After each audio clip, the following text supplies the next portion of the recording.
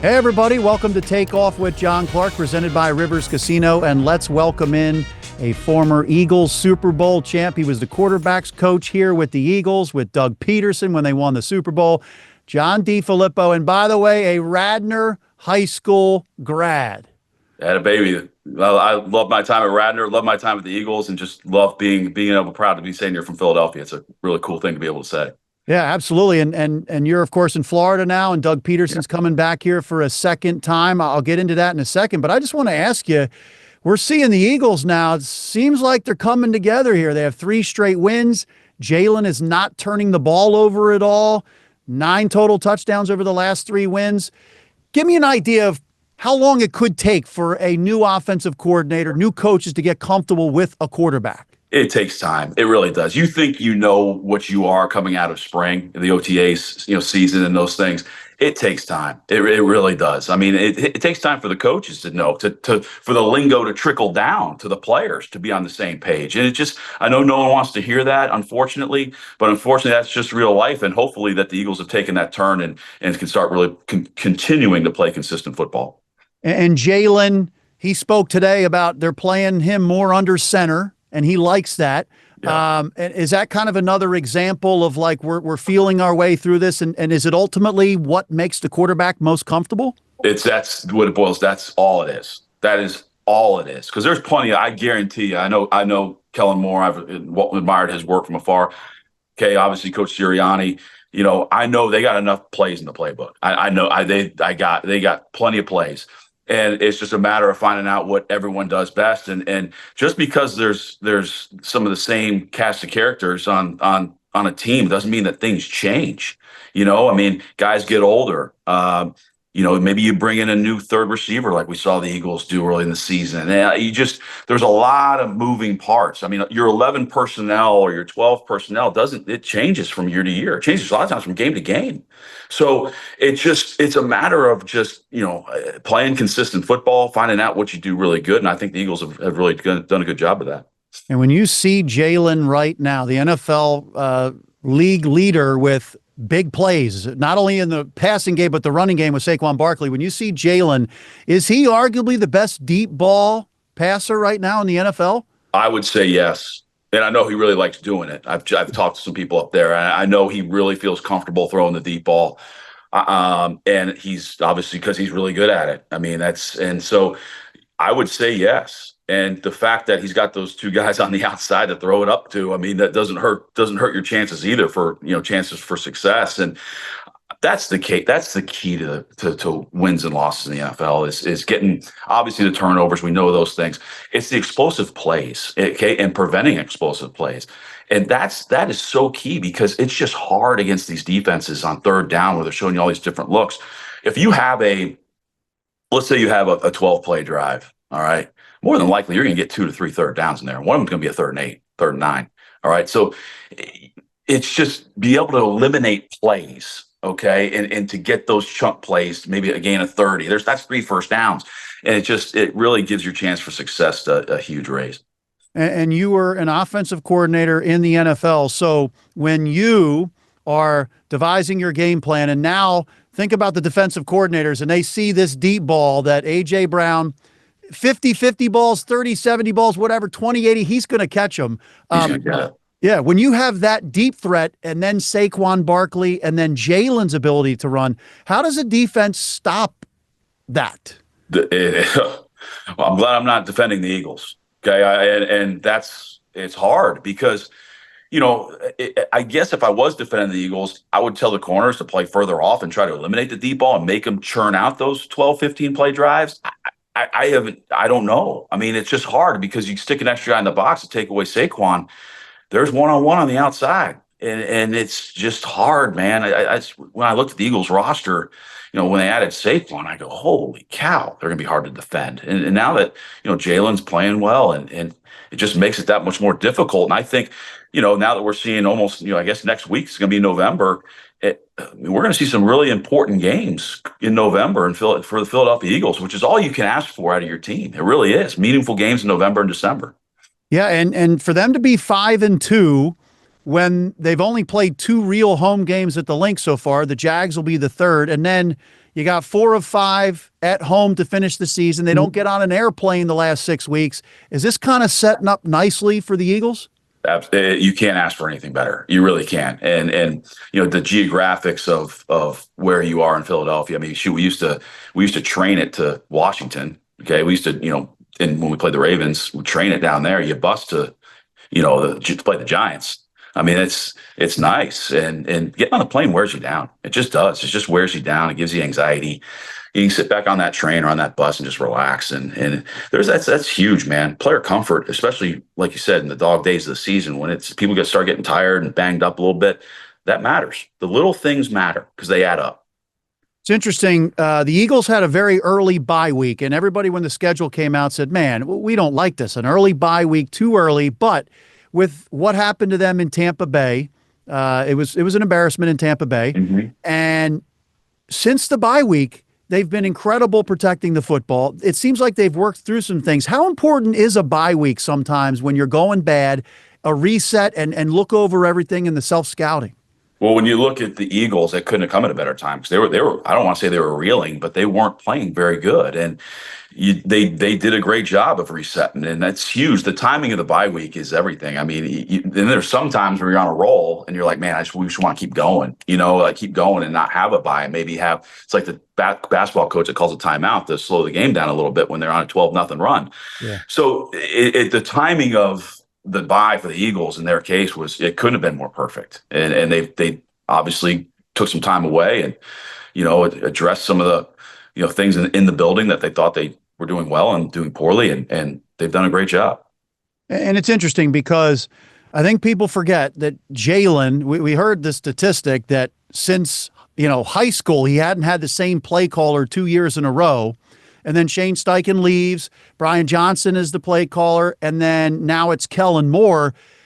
Does it take, especially having so many different coordinators, just to get the comfort level down with each other and understand, like in the moment, what works best? Yes, it does take time. It does take time. And from the sounds of it, again, I'm an outsider these days. So from the sounds of it, I'm an outside and I read everything about the Eagles. So I have a sense of what's going on.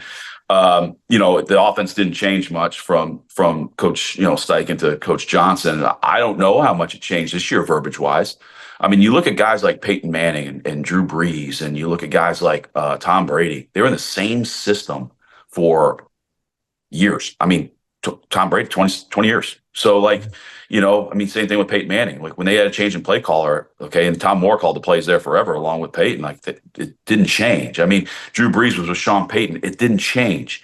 So instead of going in, I guarantee you, part of bringing Coach Moore in was to bring some of his stuff that he's done well. And they wouldn't have hired him if they didn't want some of his concepts and ideas and the way he approaches game planning and those things. They wouldn't have hired him. So obviously they wanted some of that.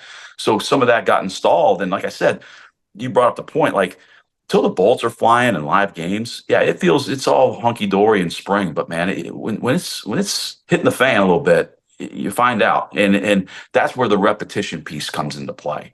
It's just the overall repetition, and we're seeing the Eagles turn that corner with some of those reps. Yeah, and you had a good point about the verbiage because a lot of guys would say when they're coming into a new system, it's like the same stuff but a different language. Yeah. And so Jalen made an interesting comment during training camp that it was 85% new with Kellen Moore, but I think what he was saying was the verbiage. Right. So just put yourself in Jalen's shoes compared to. I'm not trying to compare players here. I never do player comparisons. That's one thing I will never do because each player is his own situation and his own story. But just imagine, even when Josh McDaniels would leave and they bring in Bill O'Brien or something like that, the system and verbiage did not change. All right. Usually it was somebody in house calling the plays. Every time you're going to the line of scrimmage saying the same thing for you over and over and over and over. And that allows you to change maybe some things fundamentally, test out some things. I was a head coach in the UFL this past year, and Tom did one of our games as a practice game for Fox this year. And I had a chance to talk to him at length, and it was awesome. Because we talked about that. We talked about his lack of change in verbiage allowed him to try other things with his footwork or with his arm angle or work on other things. And to your point, I did a quarterback study back in the 2000 teens, like 2016. And one of the factors I looked at in terms of a quarterback being successful or not, if you're a young guy and a draft pick, was how many times does your verbiage change in the first 5 years of your career? Okay, and it was astronomical. The chances of you having success or not if your verbiage didn't change. And it was one of the factors I've always wanted to study, and it's just the truth, and it's just the truth. Yeah, and I got to be honest, I still watch that NFL Films video of John Gruden yelling at Chris Sims. Oh, yeah. With the 7, 8, 9 word ZY stick, whatever, and I honestly, I don't think I'd ever be able to spit all that out, but is it simplified more now, do you think? I think it all depends on the play caller. I would say yes. I would say yes. When you look back at those Tampa Bay tapes, the Bucs were so good at that time of staying in base personnel and getting to empty, and they always had that move guy, running back that they would line up and keep a team in base and try to go up and down the field on you, running and showing you two-back formations. There's a lot less two-back football, and there's a lot less. There's some less moving parts, and I've been fortunate enough to be around Coach Gruden some, and I'm very close with his brother Jay. And, they're big shift and motioning guys, which is some quarterbacks like and some don't, and I know that's been a topic of conversation in the Philadelphia area over the past couple of years. Has been the lack of motioning. Okay. And that's been a topic of conversation. And I like shifting and motioning personally. I think anytime you make the defense make a different call or make them think, I think it's good. The flip side of that is, okay, and I've talked to several veteran quarterbacks about this. A lot of them like to see the final picture and study the final picture. And a quarterback that I coached in Philadelphia and a couple other places, hint, hint, right, like to see the final picture, right? Yeah. And you're not going to argue with a guy like Nick Foles that, like to see the final picture. And so when I was in Jacksonville and in Chicago with Nick, we did a lot less of that. And it doesn't mean one way's good or one way's bad. Okay, it doesn't. That's not what I'm trying to say. It's just you all, like to your point earlier, you go back to what the quarterback does best, and if he wants to see the picture and will execute the play, then so be it. You're not just going to put something in because it look, as a coach, you think, oh well, this looks good or whatever. It's not the way it works. Yeah, and watching Jalen recently, it seems like he's maybe processing things a little bit more now, faster. So like getting through his progressions, maybe. Earlier, going into the bye, there was, I think, some struggles there. But is that the comfort level with all the plays and all the things that are going on around you? It's growth within the system. It's really that simple. It's his growth in the system, in the new system. It's his growth with hearing a different voice coming into his ear. All right? Those things matter. They just do. And I know it sounds small, but they matter. And the quarterbacks, your job as a coach is to eliminate as much anxiety as you can on the field for the player. I mean, all this prep work and those things are done throughout the course of the week. And now it's on Sundays. That's the fun part. It's time to just go execute. And so you want to keep the anxiety level very, very low for the quarterback if you can. So it's just growth within the system, the way I see it. Hey, celebrity cook Steve Martirano is bringing his Italian-American cooking back home to Philly, where it started. Enjoy Martirano's Prime at Rivers Casino and Steve's famous meatballs with Sunday gravy, prime steaks, and more. So make reservations for Martirano's Prime on Open Table. I've been to the one in Fort Lauderdale. I'm glad it's back in Philly. And it's funny because head coaches or position coaches or coordinators are hired to be head coaches in this league to throw the ball, right? Mm-hmm. I mean, that is the only reason why. Well, unless you work for Mike Zimmer. Yeah, you're right. You're right. But in this league, Deuce Staley, he's not getting a head coaching job, coaching the running backs, right? I mean, it's Kellen. I hope he does. Right. Yeah. But like Nick Sirianni got this job because of his acumen to, design passing plays, right? Right. Yeah. I mean, ultimately, that's what every owner and general manager wants. But it's interesting because the Eagles, they always seem to go back to the running game. Like Saquon is kind of setting all this stuff up now. it's cooking for him. So don't overthink it. Yeah. It's really that simple. Like you got Saquon Barkley back there, give him the football, and he's done his thing.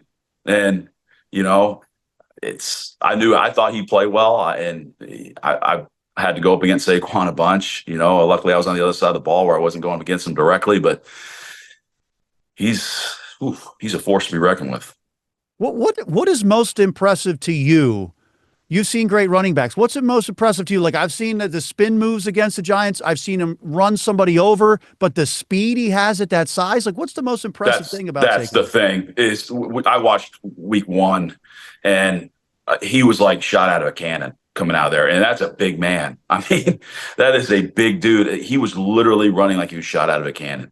And I was like, holy cow. Like that is a big man running fast. And kudos to him. I know I was there. It happened right in front of me. He tore his ACL when I was in the Chicago Bears, like game 2 in Soldier Field. I saw him right like 5 yards from me tear his ACL. And it just shows you the kind of character the kid has. I mean, you see him with Coach Sirianni on the sidelines the other day when he was, wanting to know if he wanted his personal best. It just, character matters too. Okay. When tough times, and I don't care, the Kansas City Chiefs have gone through something we don't know about that's hard. Okay. And they're 7-0. There's things that happen that are hard. And at the end of the day, you need great caliber character players to help you guide your team through that. I'm thinking of the Super Bowl team that you were on with the Eagles. And right now, Nick Sirianni says the identity of this Eagles team is physicality. So I'm thinking of LeGarrette Blount sometimes when he was running the ball. So how much do you think Saquon has, brought that physicality and that kind of rubs off on a lot of the guys on the team? It can't help but rub off on you because you see a guy truck or spin move or something, everybody watches. Everybody on that sideline, every time that kid touches the football, okay, is waiting for him to do something special. And a lot of times he does. And it's infectious, man. It really is. It just gets you juiced up. It gets the other side of the ball juiced up. When guys want to see like it just helps the team. Like if you know really good teams, if the other side of the ball is into it, when the other side of the ball has the ball, if that makes any sense. So like when the defense is into it, but when the offense is on the field, you got a good team. Yeah. All right. You got a bunch of guys that care. All right. And are playing for each other. That's a lot of the things I look at. Like when I'm watching, I watch like the other side. What happens when this guy makes an explosive play? Does everybody get up and cheer for the kid, or does half the defense stay on the bench and, oh, that's great, they made a big play? Like there's certain teams you watch and you just feel that energy or lack of it. And it's amazing how that correlates to that team's record. It really does. And I'm not going to mention any teams right now, but there's 3 or 4 of them out there I've watched. And I'm like, there is zero energy on that field right now. None. You are so right. Maybe a team north of Philadelphia, but when you're talking about this right now, I'm picturing your Super Bowl team with the Eagles where they were dancing all over the field, all the players, awesome. Both sides of the ball. Unbelievable. You felt that energy. You felt the energy as a team and the trust of the team and the trust of the players and the coaches and the trust with the coaches with the players. And I mean, if there's a better owner in sports than Mr. Lurie, tell me one. He's unbelievable. Obviously, the job Howie's done, I mean, it's unbelievable. There's Philadelphia Eagles are in good hands. So if you're looking at the NFC right now, where do you think the Eagles rank in the NFC? Do you think they're a legit contender for an NFC title game? Without a doubt, they are, especially if they keep playing the way they're playing. I mean, I know that's the no whatever statement of the night, but if they continue to keep gelling and those things and, eliminate big plays on defense, there's no doubt they're a contender. There's some good teams in the NFC. I mean, the whole NFC North is really good. Obviously, I know they beat up a little bit. The 49ers are always going to be there. It's the NFC is very good this year. Obviously, we're all surprised a little bit about how well Washington's playing. Mm-hmm. Bears are even better. And so it's just at the end of the day, you want to be obviously you want to get in the tournament. That's the goal because anything can happen. I mean, look at our team; we were underdogs in every game. So it's just you got to get in the dance, and anything can happen. So you know how to coach up quarterbacks. We've seen it. So it's fascinating what's going on in this league right now, because in Washington, you see a guy like Jaden Daniels come in, right? And then you've got in Houston, CJ Stroud comes in, okay? Then you've got what happened in Carolina. Indianapolis, they're benching Richardson. There's those two guys, and then there's a drop off. Now, I'm sure you and I are missing one somewhere that's playing decent football. But, there's just I'll say this, they're doing some really cool things with Jaden Daniels down there in Washington. They're doing some really cool things with him, like him running the football and all those. And he does a great job of extending plays with his God-given ability. CJ Stroud, he is so fun to watch. I mean, there's zero fear in that kid's game. None. I mean, he just rips it, rips it. And if he makes a mistake, he moves on. And that's part of the mental toughness piece. I mean, you hear what's coming out of Washington's building, that kid's the first one in and the last one to leave. Playing quarterback in the National Football League is not a job, it's a lifestyle. It's a lifestyle job. Just like coaching in the NFL is a lifestyle job. It is not for the meek. It is not for, I'm talking about both, but I'm mainly playing quarterback right now. It's not for the meek. It's not for the mentally weak, especially with things now of so many media outlets and what's posted on X and all those things. And it's a lifestyle job. And those guys, I'm not saying the guys that are struggling a little bit right now don't care as much, but I'm just using the two guys that are playing really at an elite level right now. They've embraced that quarterback lifestyle, and that's part of it. That's a huge piece of it. Yeah, and it's so fascinating because it might even be less than 50% of the first round draft picks wind up working out. I'm looking at some names, right now, like Baker Mayfield, Sam Darnold, and then you see what Jameis Winston did for the Browns. So like, do you think it is more environment and the coaches that a quarterback has, or is it something that's inside, like the mental toughness and things like that? I think at least 40%, if we're putting up, I think 60% is innately inside the young man. Okay. I think 40% of it, and that's a big number, okay, is the situation you're in. I really do. And that has to deal with culture in the building. It all starts with ownership. I mean, that's where everything starts and that's why the Eagles are in such good hands with Mr. Lurie. And it's just, he's such a stable guy. And and he's never heard him. In the 2 years I was there, I never heard him say the word no to anything we asked for. Never. And then it trickles down to the personnel people and there's, the coaches, and there's just stable ownership. And you see some of these other places where they're going through coaches and going through, it's just hard on these guys, or a building's just so negative, it's just, I've seen it. I've seen it firsthand, and I've been very fortunate to see it good and see it bad. And a lot of it can be the head coach, coordinator. Okay. What's your philosophy? Like, there's a certain head coach I work for. I would beg not to draft a first round quarterback because we would have mishandled him severely. And read between the lines, but that's a lot, 40% of its situation, at least. And we obviously saw the job you did Super Bowl year with Carson Wentz and Nick Foles. So this is a question to you about Nick Sirianni, because obviously he's grown as a coach. He's had some missteps. He's had some things. Okay. But I look back when he was hired to be the head coach and call the plays, he, for whatever reason, determined what I'm doing right now isn't working. I'm going to let Shane Steichen take over. And then we see Brian Johnson last year. Now, maybe it got muddled. Maybe Brian Johnson and Nick, maybe there are too many voices, in that room calling plays. But for whatever reason, whether it was ownership or Nick, it is now Kellen Moore calling the plays. Is that pretty impressive? Because you know what it means to call plays for somebody. Is that pretty impressive that sometimes he does step back, take the ego out of it, and whatever's best for the team? 100%. And I kudos to him for realizing that. And there's some guys that just hold on to it maybe a little bit too long. There's a lot that goes on, like at a much, much, much, much, much lower level. I had a chance to experience what it's like to be a head coach. And if there's any problem, it comes to your desk. And it's shocking, like the amount of time that a lot of those things take. It just takes you away from what you should be doing. And that's just consumed in the game plan and consumed with with your opponent each week. That's, that's what you need to be consumed as. And that's why, I mean, they hired a great coordinator in Kellen, and obviously Shane's doing well in Indianapolis, and it's they did a good job, and kudos to him for sure. And I can tell you this, it's a lot more fun not calling plays as a head Really? coach.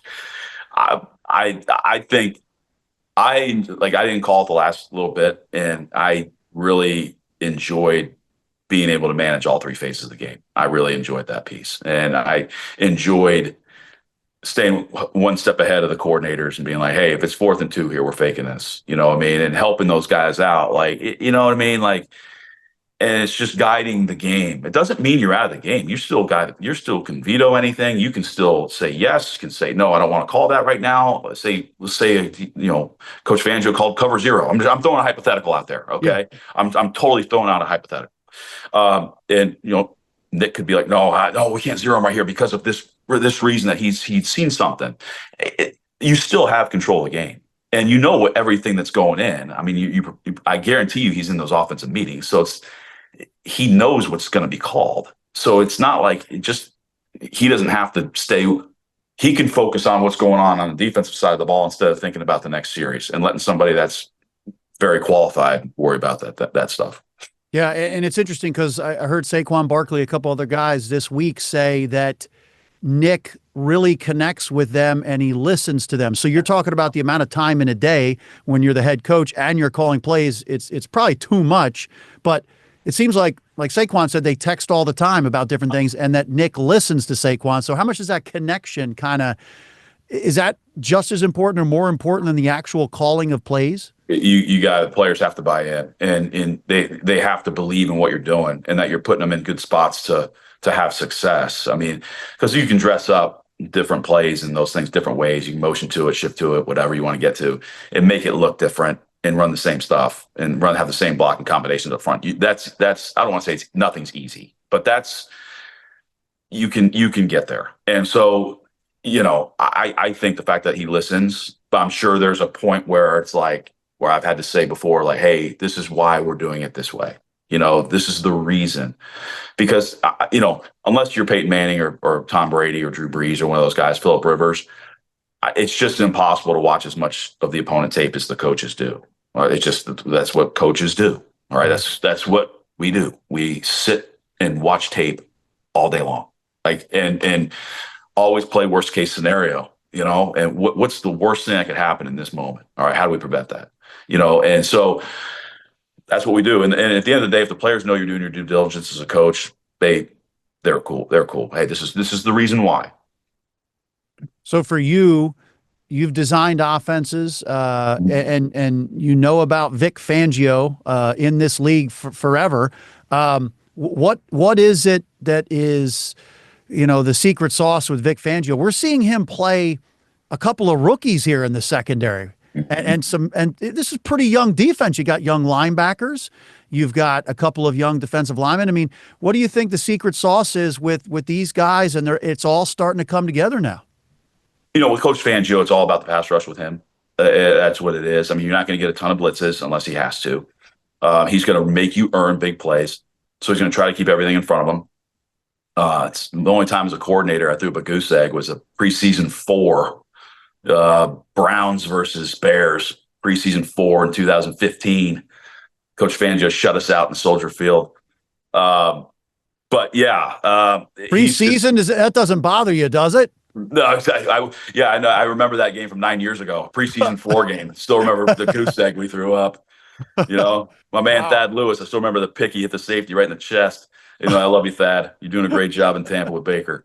But hey, he's the quarterback coach for the Bucs. Yeah. But yeah, I mean, you got to earn everything with him, and you have to scheme some things up for his defense. And we double moved him a few times in Chicago when he was in Chicago, and we try to get the ball over their head. You can't it's hard just to get the ball over their head. You have to scheme ways to get the ball over their head, and it's just difficult. Is the goal really on both sides of the ball? Because I've heard people say Vic is multiple. Mm-hmm. Is that really the goal on both sides of the ball? Yeah. Yeah, and you always have your staples. When you're struggling a little bit, you always have your 10 staple plays that you don't even have to practice. It's like day one installation. You throw double stick dragon. You know what I mean? Like Yeah. we could run stag all day long up and down the field on people, and like dragon lion. Like you have your falcon concept, which is drive. You have your staple plays if you need to get back to that. But yeah, you try to be as multiple as you can. But at the end of the day, it's each game. I tried to explain this to a head coach I work for. Like, if a team is struggling against the pass, you tend to throw it more. If they're struggling against the run, you have a tendency to run it more. It's really that simple. Like what do you guys do if a team's struggling against the blitz? We blitz them. What do we do if a team's struggling against zone? We play a lot more zone. It's the same way on offense. Yeah. You know what I mean? Where your matchups the best. Right. It's really that simple. And so sometimes maybe the only thing that can get in the way of that is ego, right? Because sometimes you believe in something so much that you just want to keep doing it. Yeah, that can get in the way of a lot of things. Yeah. Well, this is a fun weekend because Doug Pederson's coming back to the link again. And I hope the Eagles, just like they did in the first game back, hopefully they put him up on the screen or thank him because, as you know, living in Radnor, going to Radnor High School, it's the only damn Super Bowl in the history of Philadelphia. So there's never going to be a bigger win, right? I mean, No. you still get people that come up to you and talk to you about it, right? And what Absolutely. That's absolutely. I mean, just the stories you hear from people, it's like people like crying, like my grandfather can die a happy man. Like it's just like the thank you. My uncle is in the hospital and watched and had tears coming down. It's just those stories of the passion of the people in Philadelphia and the fans in Philadelphia. I mean, I don't think anywhere you can match that. I don't think you can match the care that people care about, their teams like people in Philadelphia do. And maybe it's because I'm from there, but I used to work out at 5 a.m. every morning before I go into work. And so I could literally, maybe this is again, because I'm one of them. I'm a Philadelphian. You could feel the pulse of the city after a loss, or you could feel the excitement of the city after a win. Yeah. You could feel it. You could see it in people's faces. Yeah. Like and maybe that was my insecurity if we lost or my happiness if we won. And maybe I was trying to see those things, but it sure felt like it was real. I agree. I literally, on a Monday morning, if you walk into a Wawa, you can tell whether they've won or lost. 100%. You can. Are people opening the door? Are they like, hey, how you doing? What a win for the Birds? Or vice versa. They're looking down. They're upset. Yeah, fire this guy, get rid of this guy, but but that's why you love it. Yeah. It's why you love it. No, it's incredible. A couple final questions. I am so fascinated by what you guys did going into the Super Bowl run where Nick Foles, he talked about it, how, I mean, he was struggling and you guys poured through tape. You looked, okay, what is Nick comfortable with? What's going to work? When you look back on that, how incredible was that? I don't want to say transformation, but you guys really changed it up for the betterment of the quarterback. How special was that? It's a lot of guys putting their egos to a side, including Nick. I mean, this is what we do best. This is what that bye week, we were very fortunate to have that bye. That bye did us very well, not having to play that first week. And it allowed us that extra time to get ready for Atlanta and, cipher through that. And because, people remember Nick came in against LA when Carson went down and played pretty good. Right. Yeah. And then I think we went to New York the next week and Nick played really well as well. Yeah. And then we struggled against the Raiders on Christmas night. Okay. And on Monday Night Football. And then we came out and we threw up a goose egg. It was kind of meaningless. It was the tails were switched from the year before when 16, we beat the Dallas Cowboys when they didn't have to play for anything. And then they beat us. That's when we didn't have anything to play. We got beat, I think 10 or 7-0, and, we didn't look very good in that game either. And kind of, I don't want to say limped into the playoffs, but kind of limped into the playoffs. And so, that bye week did us well. It kind of, like we talked about earlier with this year's Eagles, it kind of let us hit the reset button a little bit. Are you, because you went with Nick, or he was in Jacksonville, you were in Jacksonville, Chicago after that. to me, and I've talked with him about this, it's remarkable about how he had so much success in Philadelphia, not only with Chip Kelly, but Doug Pederson and you and the staff, but then the other places, it just didn't work. Yeah. Is Yeah. that I know stunning? Nick was in a tough situation in St. Louis. That was a tough time to be there at that time. In Jacksonville, Nick got hurt on the 11th play of the game, throwing a dime touchdown pass against the Kansas City Chiefs week 1. So he had an unbelievable spring, and it was a shame. I felt horrible for him. And then, we put Gardner in there, and Gardner proceeded to play very well. And honestly, I think Nick pressed. He and I have talked about this. I think he pressed a little early to come back, like a lot of good players do when they see another player of their position playing adequate football. I think Nick came back a little bit early, not maybe from a physical standpoint, but from a mental standpoint, where he was not need another week or two to get mentally ready to play. But yeah, I mean, he was unbelievable in Philadelphia. I still wish I would have seen Nick not get hurt there in Jacksonville, because I think he was going to have a really good year. Yeah. With Doug coming back to Philly, is there a story? Because we saw the whole Philly, the call, Yeah. and how Doug listens to his players. He takes input from everybody, and he's a good human. Great guy. Is there a story that encapsulates, Doug Pederson, the man, or the coach, or anything that you saw that was pretty incredible? What I learned the most from Coach is his aggressiveness at all times. Like there was no, I don't want to say there's ever fear of calling plays. You never coach scared, but there's some apprehension. And I think the Philly sequence of what happened, that's top 5 play in football history. I mean, you're going to see that on every highlight reel to open up a Super Bowl for the rest. So I'm on this planet, and I think that just equated what kind of Coach was all about. I mean, there was no fear there, and there was ultimate trust in the players, and he had ultimate trust in himself and the people he worked with. And so I thought he was great. Do you remember your reaction or anybody else's reaction when you hear that this is going to be the play call? Yeah, I remember my reaction very well. I looked at Eugene Chung was to my left. He's our assistant line coach. And so, hold on, sorry. And so I just looked over at him and gave him eyes like, holy cow, here we go. It's the biggest play in the game. And so it was great. It was a great moment, though. Something you'll remember forever. And good for Nick Foles. I mean, that stretch of NFC title game and Super Bowl, I don't know how you can play better. The best 2-game stretch, maybe NFL playoff history, Super Bowl history, No doubt. I mean, I can't think of another 2-game stretch of a guy that's played that well. Yeah. So outrageous.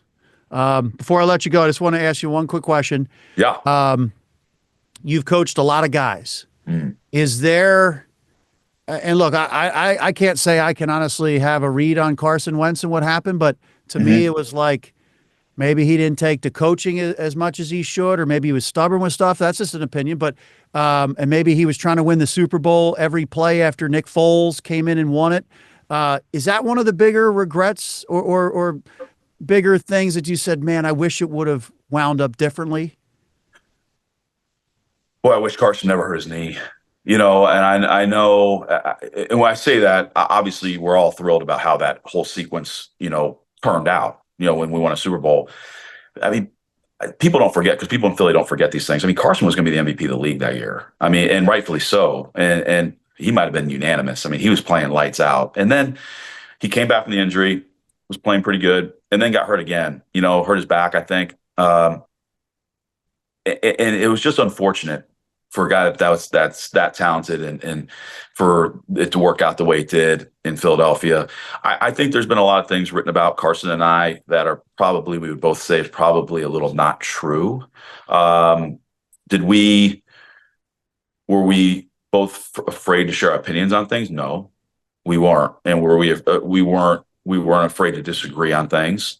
I think that's healthy at times. I would say 95% of the time, Carson and I were aligned and eye to eye on everything.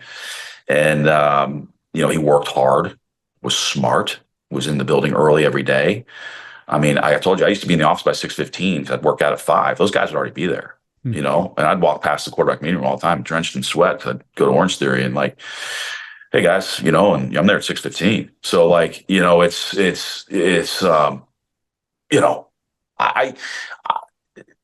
I'm thrilled for Carson. I think he's in a great situation right now. I mean, he's still a young player, and he'll get another shot. He'll get another shot.